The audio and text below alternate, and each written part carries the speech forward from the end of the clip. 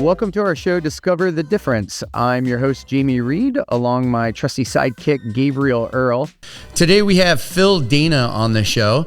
Phil is born into a legacy family that is so revered, Dana Point was named after them. And Phil takes us on a journey back to when he was living in Idaho, enlisting in the Navy, and eventually going to the Naval Academy as a baseline for how he moved into his professional career. As a human resources leader that's worked with companies like Amazon and Intuit, Phil brings a very unique perspective of first learning what the organizational needs and aspirations are, and then reverse engineering into it what the talent pool needs to look like. And it's a combination of recruiting and professional development that he sees as a vision for how HR organizations will run in the future. Please enjoy our episode with Phil Dana. All right, sitting here with Phil Dana. Got to know Phil a little bit at lunch right before this. You have such a story. I mean, Irish background, which we're going to get into. It's an amazing story, but grew up a little bit in the Asian Pacific.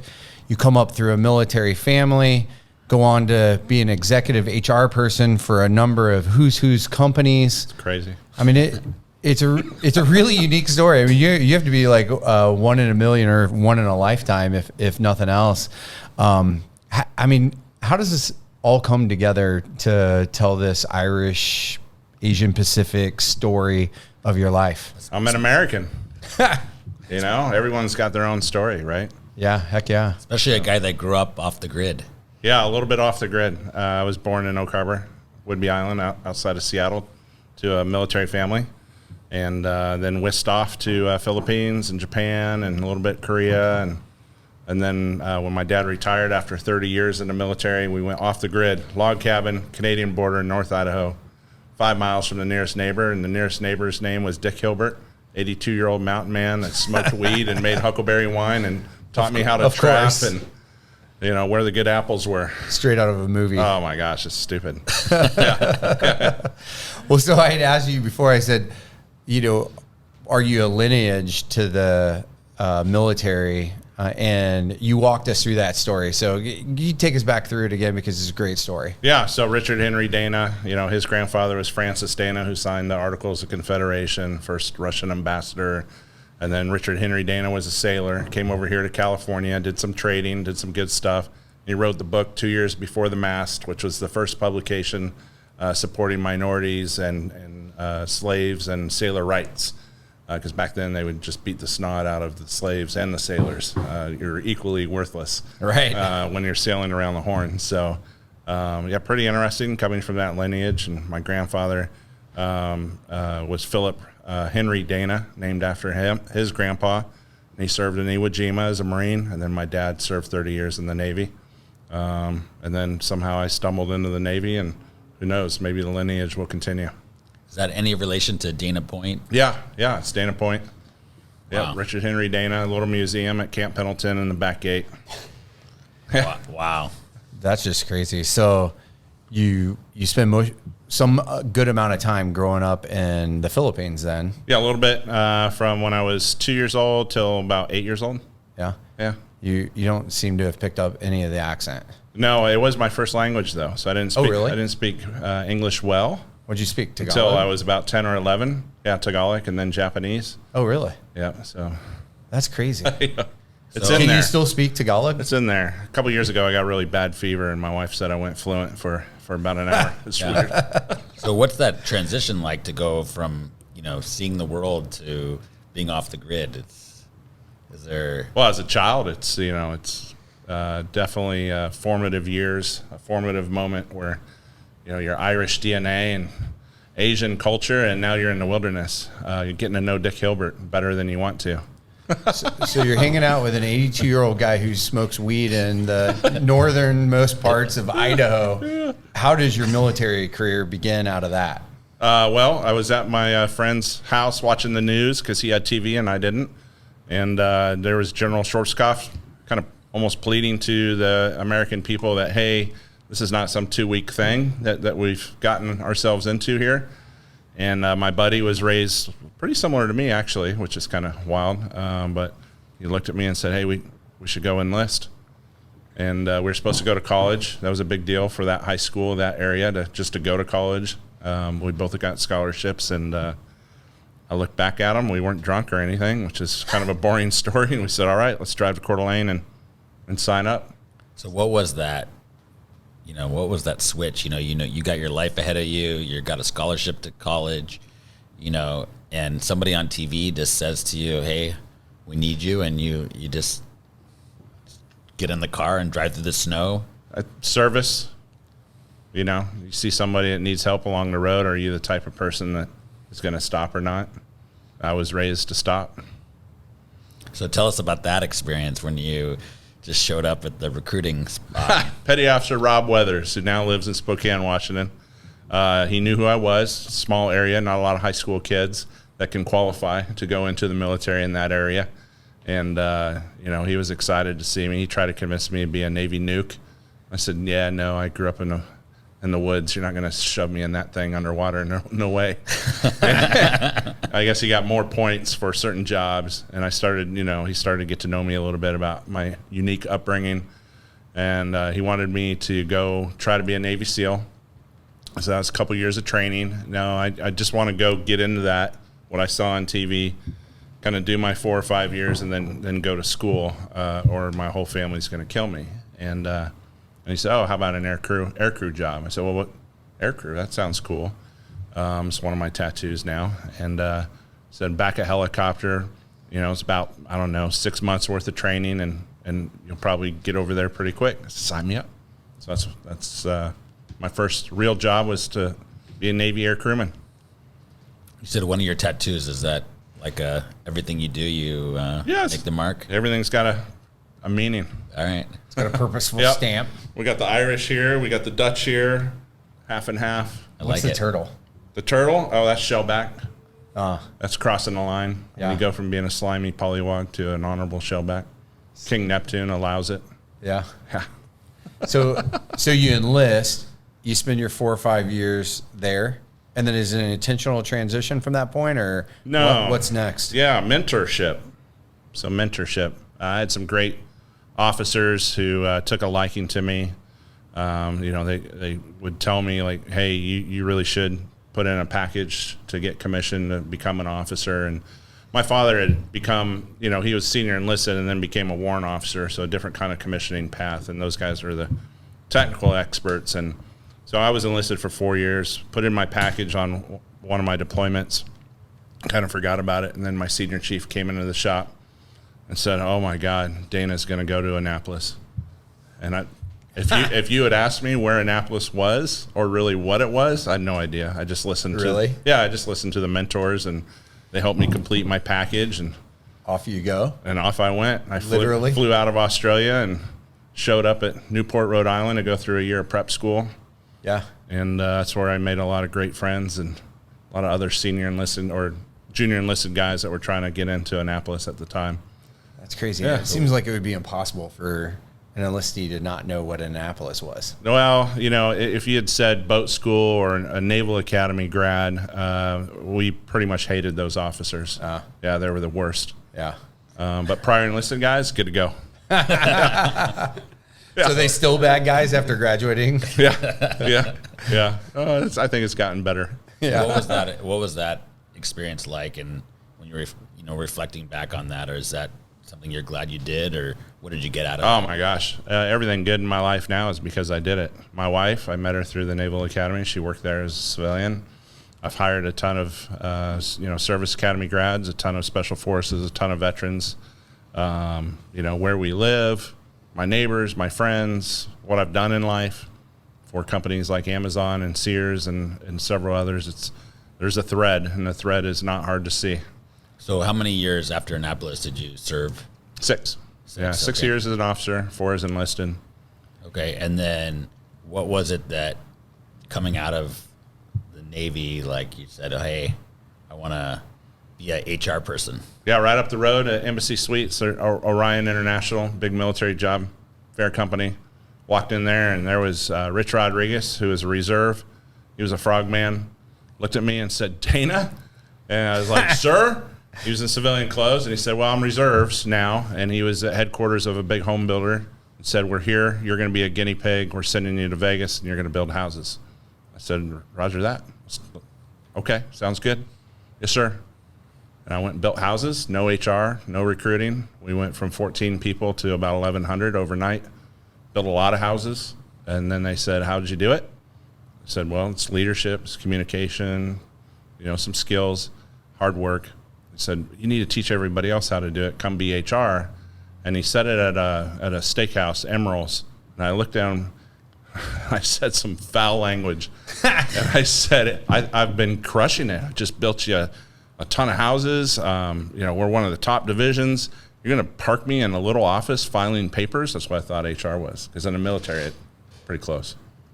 I didn't even know what HR was. But Well, the civilian world too, right? There's a stigmatism to it. oh, yeah. And sometimes it's true. Yeah. So how do you change that dynamic from the moment you were told that's what he wanted you to do to, taking it on? He was, two things on that. One, he was able to kind of bridge the language. The HR, involves talent management, leadership development, going and finding the best, developing the best, and keeping the best. I said, all right, I come from some pretty high-performing communities that know a little bit about good talent. So I enjoy it. As a former enlisted, I thought I led fairly well. I was told I led fairly well. I could teach others how to lead, how to communicate. You do a lot of teaching as you grow your military career. I enjoyed it. I kind of listened again to the mentor. He said I would be good at it. So I took the leap of faith. And, what I've discovered is if you want a life of impacting other lives, helping people make key transitions, seeing what in others, what he saw in me, and kind of helping them walk across that bridge, it's pretty awesome. I think my funeral someday will be pretty wild. A big party evening. Yeah, celebration of life. Right. Probably some bagpipes, some scotch, some cigars. Most people are aware. So is that something that you visualize? Yeah. Your death. Yeah, what is it, Pericles? Your name won't be on monuments. It's how you impact lives. So they're not going to put corporate logos on your tombstone, right? So it's the stories that my daughter will hear about me later in life that are more meaningful to me. Yeah, absolutely. So how do you transition from the start there to Amazon back when Amazon was like 3,000 employees or something like that? Yeah, early days. That was fun. Really, formative years of my corporate career for sure. Went into Syntex Homes. Once a veteran like me gets in, it's, hey, this is okay. The door is breached. Come on. Follow me. Yeah. And so we hired a ton of military into Syntex, and then went to Sears in Chicago, ton of military at the C-suite already. So they were very supportive of me bringing a lot of veterans. I think I hired about 11,000. Wow. We raised a ton of money for Wounded Warrior Project. We brought apparel lines. I worked with a great guy, Tom Aiello and Don Hamblin. Don Germano is now the head of Dick's Sporting Goods. Just a bunch of veterans. We saw an opportunity to support the community and hire veterans and do some good. And then one of the HR leaders at Amazon said, hey, you said you're a lifelong Seahawks fan. That's another tattoo, by the way. You go the inside. Yeah, got the inside. Go Hawks. As we keep going, as there's more clothing going to come off? Or? Yeah, no, you don't want that. I'm not that shape anymore. So the conversation started and said, hey, come to Seattle, and we're building something pretty awesome over here. And I thought, it's funny you mentioned that, because in every meeting at Sears at the time, you guys come up a lot. So you're clearly pissing some folks off, and I like that. So, all right, I'll go be part of the Pirates out of Seattle. That's when they were still working out of the old Ghostbuster building, the old VA hospital at the top of the hill. And 3,000 employees, 6 distribution centers. So and 3 years later, it looked a lot different. That's incredible. Yeah, we definitely want to unpack this Amazon experience. But even before that is, how are you, because people think of HR as compliance and paperwork and just this, not just so like, kind of keeping it in line. Yeah. And you're not a keep in line kind of guy. So how do you, debunk that? Yeah, what was the memes that say this is what I think I do, what my mom thinks I do, what my friends think I do, what I really do. Right. It's funny. It's backwards in the military. Everybody thinks the military is, like some badass Navy SEAL running around the woods or Marine Raider. Sorry, Phil. But the reality is we know that there's hours of paperwork. Oh my gosh, so much paperwork and all the unsexiness that makes the military really operate. So HR is the opposite perception. Everybody thinks it's all paperwork, but the reality is my day is never the same. I solve 30, 40 problems a day. If I'm good at what I do, I'm solving business problems, not just people problems. And people is like a golf game. There is no such thing as a perfect golf game. Nobody's ever hit 18 holes in one. And that's my day as an HR leader is you never know. I'll probably hit bogey and I'll hit the sand. And on this one, maybe I'll put it next to the pen. You never know.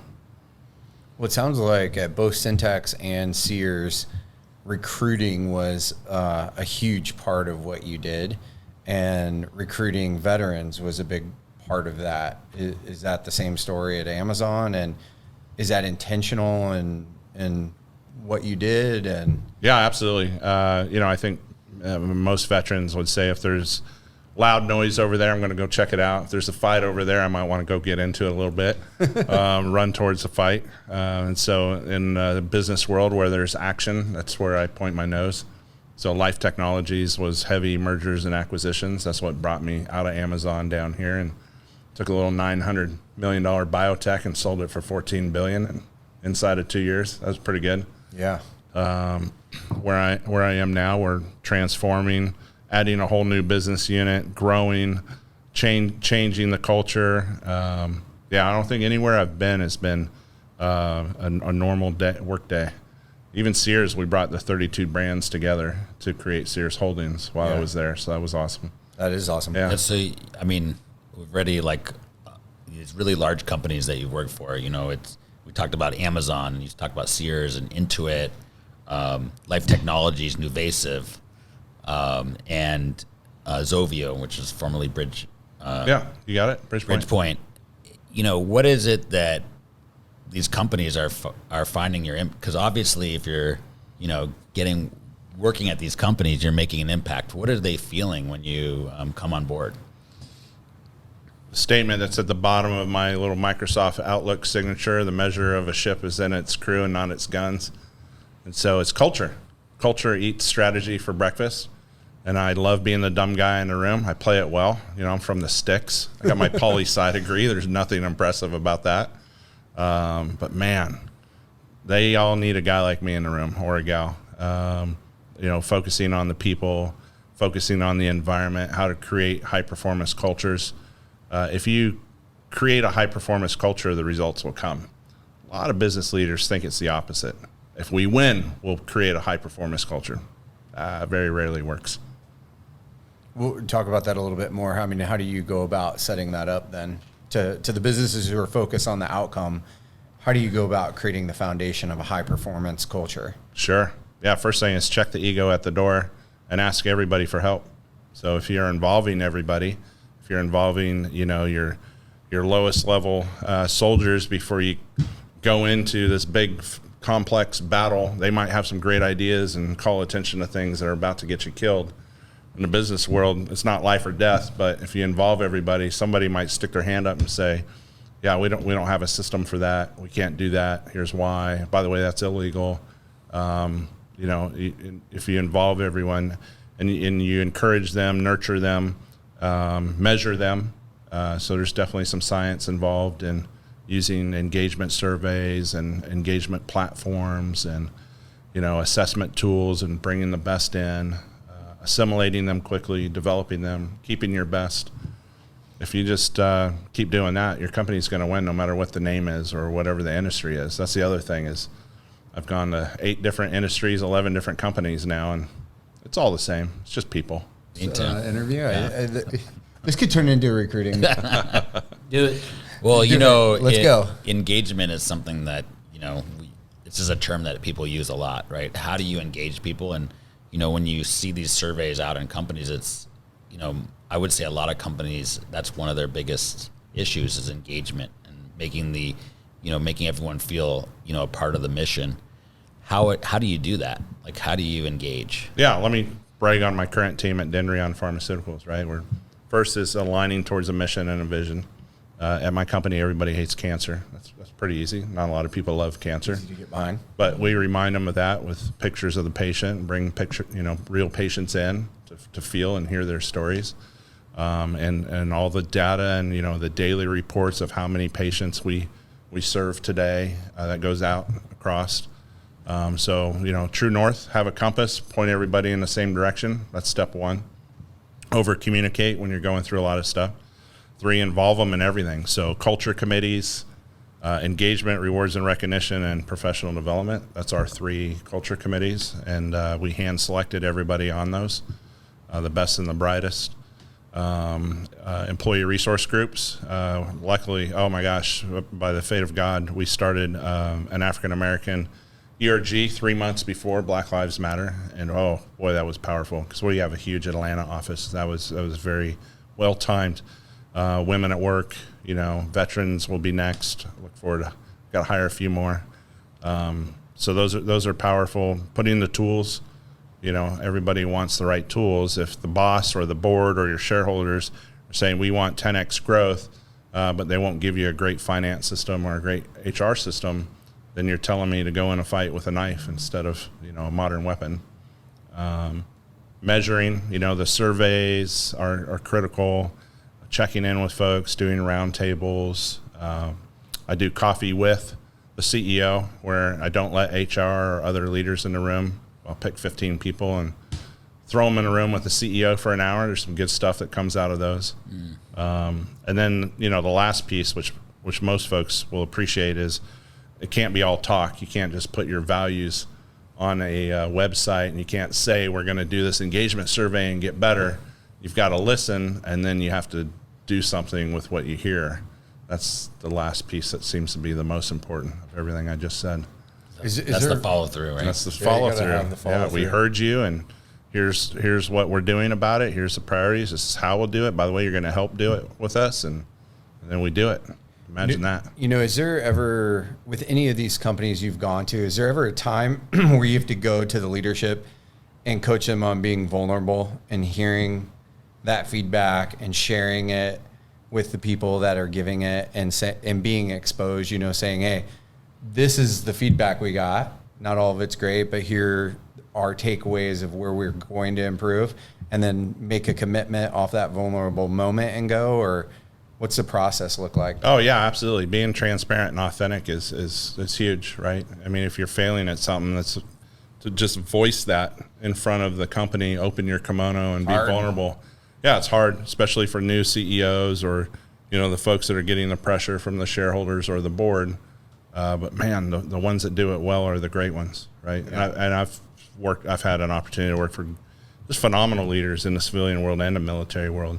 And that seems to be pretty consistent amongst the best is vulnerability, authentic, transparent, and then saying, okay, guys, we're all in it together. Now let's gather our wits and come together and fix it. You touched on diversity, and it's an important topic. And, all the studies that are out there just show a more diverse workforce performs better, is more profitable, does better as a company. But then is it hard as, when you think about it as like a white male to champion that? Yeah. Not at an HR conference. I'm the minority. It's awesome. But yeah, certainly, you have to be the voice of the people. You want to look and feel and be able to communicate and interact with the folks that are in the boat with you. And then the baby step in having a great diversity and inclusion program is look and feel like your consumer, your customer, whoever you're serving, so that you have empathy and knowledge and understanding of your ultimate customer.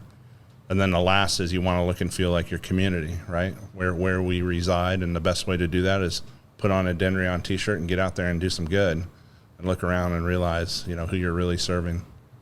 It's interesting because we were interviewed by an industry association, and they give us a lot of softball questions, but the last question came from the audience They said, hey, we looked at your website and you guys look very diverse. They're like, how did you do it?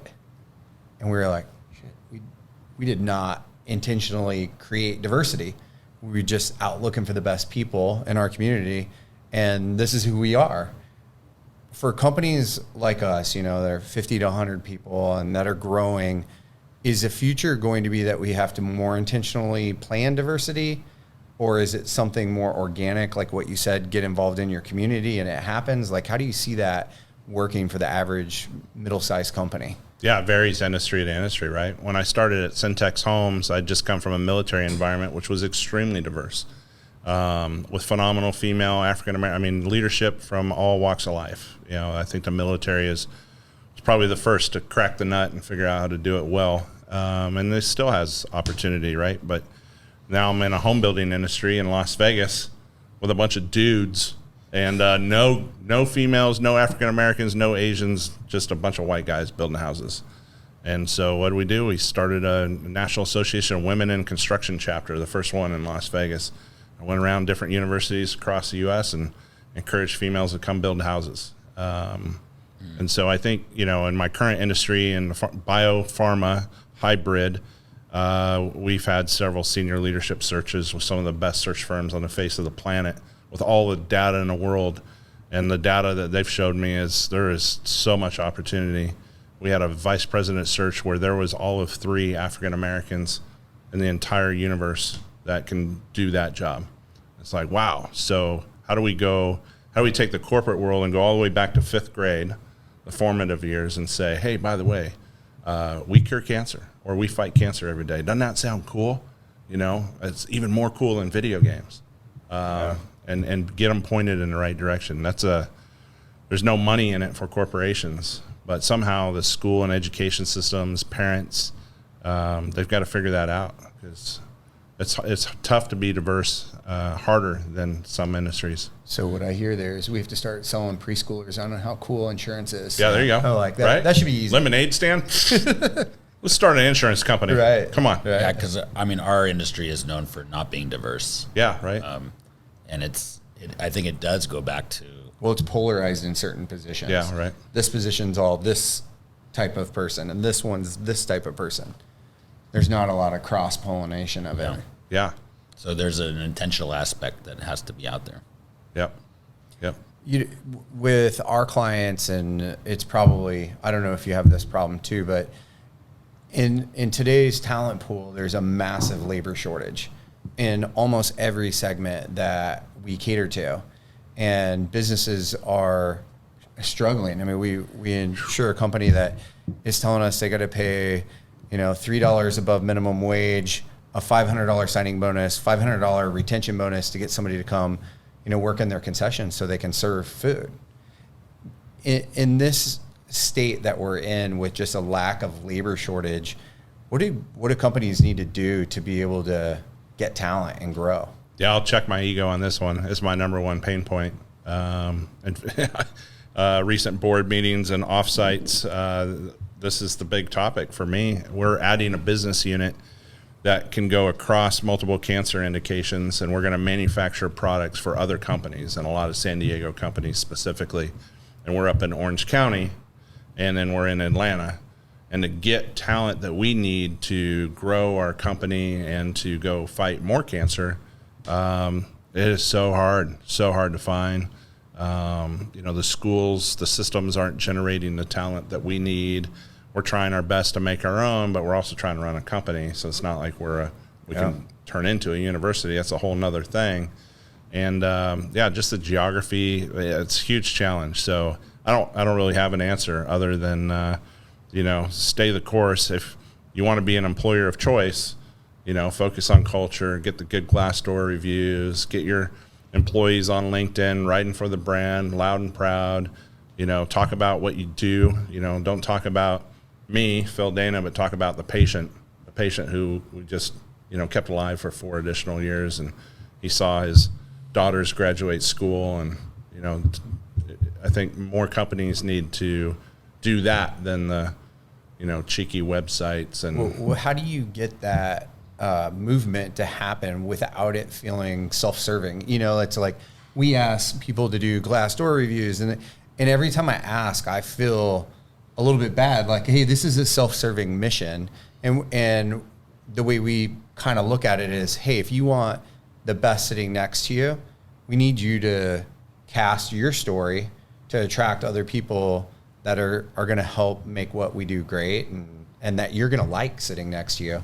But we still feel like it's self-serving, like how do you create that energy without it cannibalizing your culture? Yeah, I think you want it to be raw and real, right? Because your company culture may not be what I want.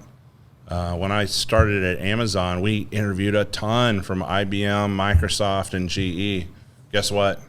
They didn't do well at Amazon because we were a bunch of animals, a bunch of data, customer-obsessed freaks of nature. And those guys would roll in and be like, all right, where's my budget? Where's my 100 people? And I'll get that to you in 2 months. Yeah, that's not Jeff Bezos. And so, there's different cultures, and your success and your culture that yields that success is probably not mine. I try to teach HR leaders that all the time when they go to recruit veterans. They put all veterans in the same group. If I brought a pilot, a Marine Raider, and a Navy nuke officer to a party without their uniforms on, you could probably tell the difference. Those are three very different cultures. Yeah. That makes sense. So what kind of advice would you give to, let's say, a younger company that's, growing rapidly, that really, want advice as far as avoiding pitfalls and really trying to figure out how to connect people to their mission? Yeah, I spoke at a YPO function not long ago. And I said, don't wait until you're 10 years along and you're 500 employees as a California company before you hire your first head of HR. What's the right time to do that? And then don't put HR under legal or finance. HR should probably be one of your first 4 hires because you're building a team. You think an NFL team would not use scouts or a coach and just bring in nothing but players, and then 3 years into the league say, oh, now we got to hire these other guys and try to fix our team? It's fascinating that too many CEOs wait until it becomes a problem and then they try to fix it. And they usually fix it with a consultant or tools versus just having a phenomenal people person next to them focusing on the people, because the measure of a ship is in its crew and not its guns. I think that goes back to, Phil, something you were highlighting earlier as far as people putting HR in this kind of box or having this certain stigma as far as compliance and dealing with workplace issues, as opposed to understanding how it can be, a strategic enabler, right? It just enhances everything if you leverage correctly as, hey, we're building out, here's our long-term goals for the company, and understanding like, all right, well, here's what it's going to take to staff it. Let's make sure that people are getting the proper training. Let's bring in the right talent, and it's just across the company how much it enhances it at a strategic level. Well, I know it's just hearing you speak's impacting me in the way I think about our organization and how it fits. So I think we're gonna be having conversations after this. Were you gonna say something, Phil? Sorry. No, I was just gonna say the great companies, and I can feel it here at C3 today and hanging out with you guys. It starts with a group of people that are probably all of similar culture, high performance. I mean, the best companies start with that, the nucleus of leadership. And then they try to bring in folks that fit that. But, the worst things that I've seen happen, especially in San Diego area, because it's a lot of small, high-tech, really cool companies in San Diego. They get 20, 30 employees, and then they get a bad hire at a director or VP level. Oh, you talk about horrific. Nothing is worse than putting a bad apple in a barrel. It is 10 times more potent than hiring a rock star. And every young CEO wants to hire nothing but rock stars, but doesn't do anything to prevent a bad apple from coming into a company. So how do you do that? Yeah. A lot of technology assessments, great branding on your website. What are your values? Differentiating values. Everybody says they want to be customer obsessed now since Amazon put it up. But man, at that time, it was the first company that really said it like that. Well, maybe a better question is, because everybody wants to screen, right? But people still can get through the screen. What is a company like that you just described that makes the wrong hire at an important level position? How do you correct the state? Secret sauce. Amazon calls it the bar raiser program. Intuit calls Assess for Awesome. The first thing is a group of senior leaders look around the room. How many bad hires have you made? Everybody puts their hands up.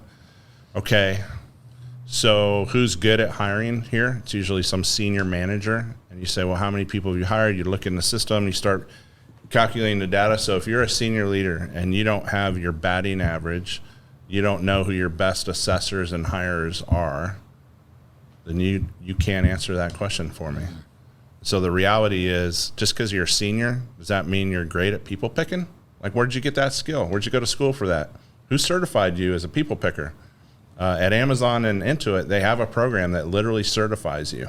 They watch you, they observe you, they measure you, they pull reports, and they can say, here are our best people pickers, and then they throw a T-shirt on you, pay you extra, and like, okay, you 8, you're going to do the interviewing and hiring for the company. Wow.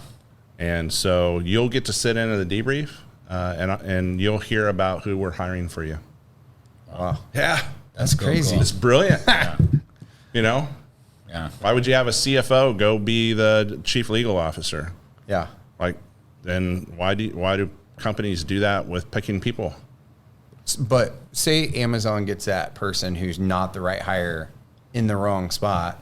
How are they correcting course? Oh, Swift. Yeah, Swift. But it's understood, you know, expectations set. Or set up front. Yeah. So that's probably the key, right? Is being very Performance culture. transparent in your intent, in the outcomes you want. And then if the match isn't there, you've already laid the foundation. Yep. Yeah, that makes sense. We should move into rapid fire. Yeah.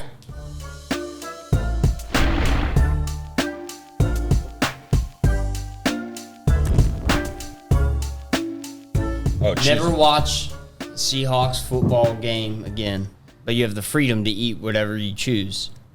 Or you have Seahawks football, but you have to eat the same breakfast, lunch, and dinner for the rest of your life. Last one. Yeah. I'm good with eating the same food.